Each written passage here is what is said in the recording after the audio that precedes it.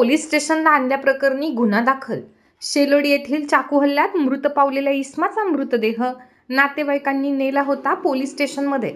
शेलोडी येथे चाकू हल्ल्यात मृत पावलेल्या इसमाचा मृतदेह पोलीस स्टेशनच्या आवारात आणल्याप्रकरणी खामगाव तालुक्यातील शेलोडी येथे 3 मार्च 2025 रोजी रात्री 9:30 वाजण्याच्या सुमारास रघुनाथ गाडे व त्यांचा मुलगा गोपाल गाडे या पिता-पुत्रावर चाकू हल्ला झाला होता व या हल्ल्यात दोघेही गंभीर जखमी झाले होते।